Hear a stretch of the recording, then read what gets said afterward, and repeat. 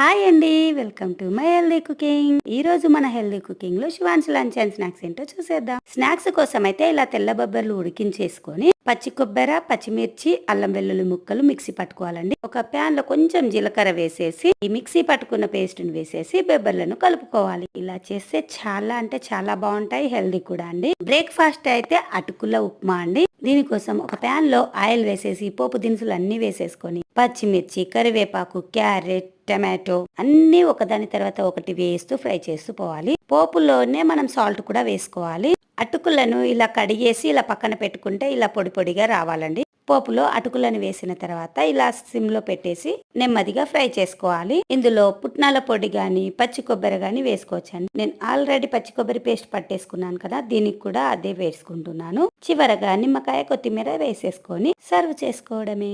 Tasty tasty అటుకుల upma ready. Lunch కోసం అయితే సింపుల్ టమాటో పన్నీర్ కర్రీ అండి. నేనైతే అస్సలు టమాటో పన్నీర్ కర్రీ ఎలాంటి అడావిడి లేకుండా సింపుల్ గా టేస్టీగా చేసుకుంటాను. అది ఎలాగో చేసేయండి. ప్యాన్ లో కొంచెం ఆయిల్ వేసేసి పోపు పెట్టేసుకొని టమాటో ముక్కల్ని బాగా ఉడికించేసుకున్న తర్వాత పన్నీర్ ముక్కల్ని కూడా కట్ చేసుకొని ఇలా ఫ్రై చేసి కలుపుకోవడమే. నిజంగా అండి, టమాటా కర్రీ ఎంత సింపుల్ గా చేస్తే అంత టేస్ట్ ఉంటుంది. నేనైతే ఆనియన్ కూడా వేయను టమాటోలో. నెక్స్ట్ పుదీనా టమాటో చట్నీ అండి.